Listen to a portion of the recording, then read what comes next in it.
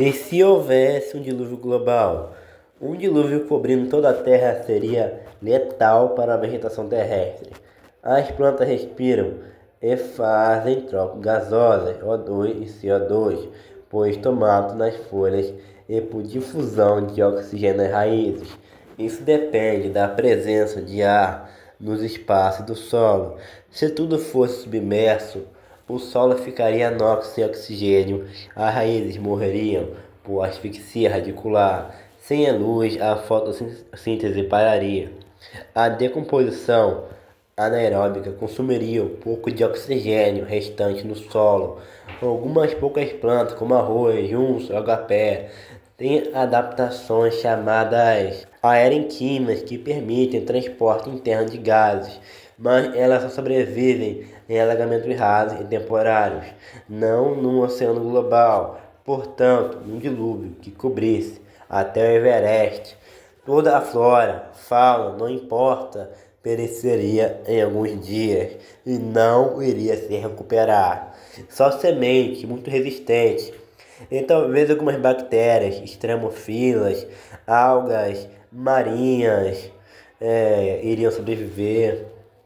Algas marinhas fotossintéticas conseguiram sobreviver. E você pensa que as baleias iriam ficar de boa? Claro que não. As baleias são mamíferos pulmonares. Elas precisam subir até a superfície para respirar ar atmosférico. Se a água cobrisse o Everest a 8.848 metros acima do nível do mar, a profundidade seria de 9 km de coluna de água acima do nível atual do mar. A pressão hidrostática aumentaria em 1 atm a cada 10 metros de profundidade. Então, a 900 metros de profundidade, a pressão seria de 900 atm, algo incompatível com a vida marinha de qualquer mamífero, inclusive as baleias. E mesmo se ela conseguisse subir até a nova superfície, o ar lá em cima estaria rarefeito. A altitude equivalente à atmosfera do Everest, onde a pressão é só 1/3 do nível do mar, ou seja, menos oxigênio disponível para respirar. As baleias iriam morrer sufocadas e as águas estariam muito frias e densas, com uma estratificação térmica e salina impossível para sustentar as cadeias tróficas normais. Enfim, cara, isso não é o único problema. E se a Terra fosse coberta até o topo do Everest, 8.848 metros, precisaria de 4,4 bilhões de quilômetros de água a mais do que o existente atual, tá? Mesmo se toda a água do oceano, geleiras, lagos, rio, atmosfera fossem derretidos, só 1,4 bilhões de quilômetros, ou seja, faltaria mais de 3 vezes de toda a água necessária para encher o planeta. Mesmo se você derreter tudo, mesmo se você hipoteticamente derretesse até a última gota de água, mesmo assim subiria só 70 metros no máximo, o suficiente para afogar as cidades costeiras, mas não para cobrir montanhas ou continentes inteiros. Enfim, e a costa terrestre iria quebrar igual um palito. Enfim, se a água cobrisse tudo, você teria um peso monstruoso, algo que provocaria terremotos, vulcões, rachaduras colossais, alterando a litosfera. Mas nada disso aparece no registro geológico. A costa mostra vários eventos locais de inundação em mares interiores, mas não um evento global. O que acontece é que esse mito veio da Mesopotâmia, tá? O que acontece, pessoal, é o seguinte: o Tigre Rio e Eufrates. Não, perdão, o Tigre Eufrates e Tigre. Eu tinha esquecido o nome, perdão. Então, esses são rios muito violentos em período de cheia. E o que vai acontecer? Pode ter enchido cidade da Mesopotâmia. E, tipo, aí se originou o mito, né? Ah, mas tem várias civilizações, mais de 120 e poucas civilizações que falam do dilúvio. Então, cara, pode ter acontecido inundações em vários lugares diferentes e por coincidência veio o mesmo mito, entendeu? Enfim, cara, escuta uma coisa. A crosta, enfim, mostraria isso. E coisa que não acontece. As camadas geológicas mostram milhões de anos de sedimentos contínuos, né? Com força em ordem evolutiva, não uma camada única de lama global, como um dilúvio deixaria. O que existe são dilúvios regionais, por exemplo, o colapso do Mar Negro há 7.500 anos, o que pode ter inspirado o mito do Noé, né? Enfim, e também tem aqueles caras que falam que a Terra expandiu. Nossa, velho. A Terra expandiu. Nossa. Então, a hipótese da Terra se expandiu foi uma ideia popular dos anos 20 e 70, defendida por alguns cientistas. Enfim, eles diziam que a Terra estaria supostamente aumentando de tamanho ao longo do tempo e os continentes seriam separados porque o planeta inchou, não por causa da movimentação das placas tectônicas, mas sim porque por algum motivo na cabeça deles a Terra cresceu. Enfim, a Pangeia, o supercontinente antigo, estaria em uma Terra menor e conforme o planeta expandiu, os continentes se afastaram. Enfim, mas isso foi uma ideia descartada. Enfim, você tem evidências que contradizem isso.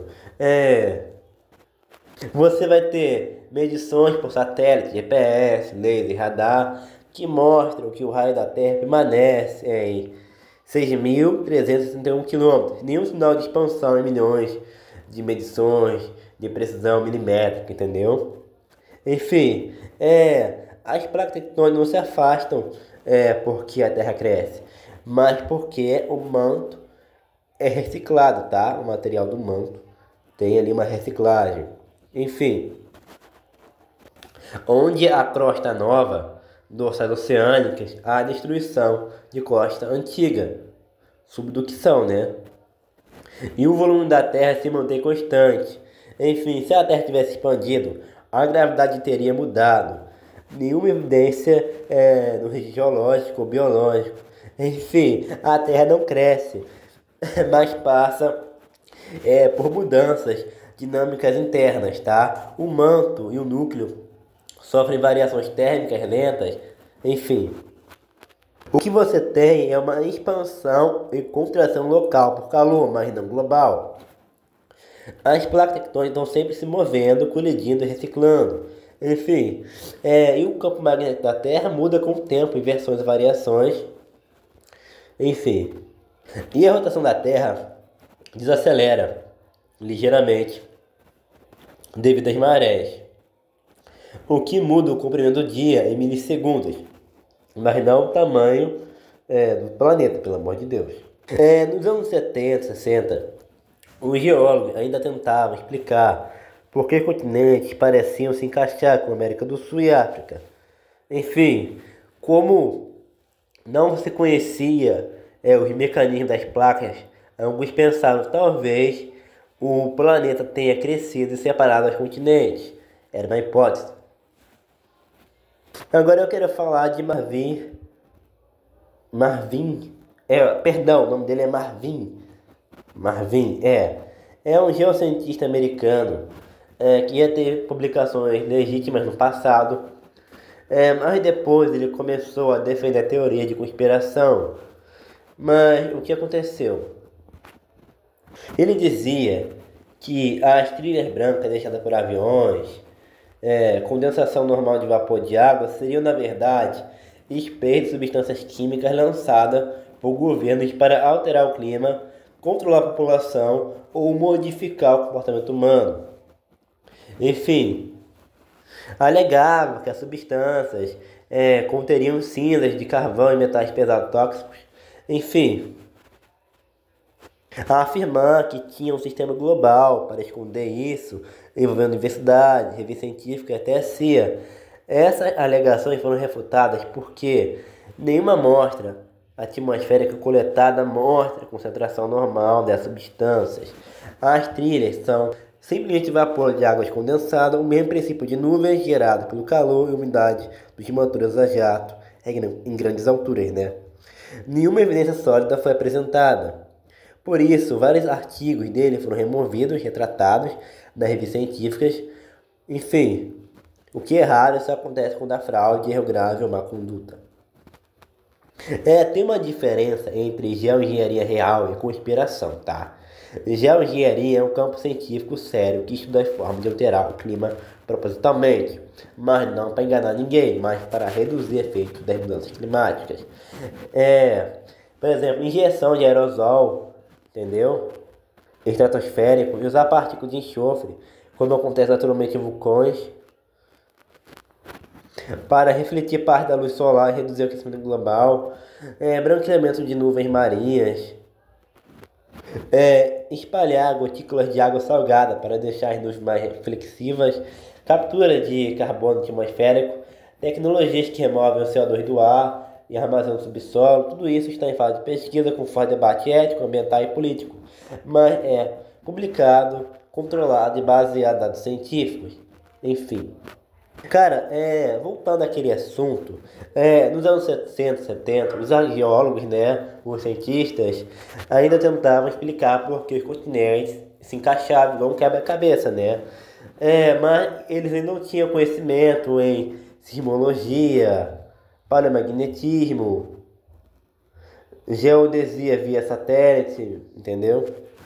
Enfim, hoje placas tectônicas são mais estudadas e sabemos a real explicação. Cara, e como última palavra nesse vídeo eu falo uma coisa.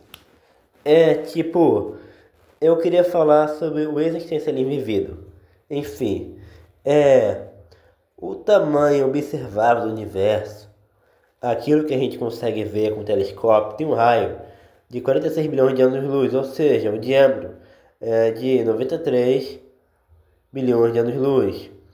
E só isso é observável. Pode ser que o universo seja muito maior ou até infinito, e ele está expandindo, tá? Segundo o que eu li por aí. Enfim, vendo isso, cara, eu chego a determinada conclusão. Já que o universo é gigantesco e eu nunca vou explorar 1% do universo, eu vou viver intensamente. Eu vou viver do melhor jeito que eu posso. Já que sou poeira de estrela, vou brilhar enquanto posso. Você sabe quanto é um ano-luz? Enfim, é a velocidade que a luz percorre em um ano. A luz viaja em 300 km por segundo. Então um ano percorre mais ou menos 9,46 trilhões de quilômetros.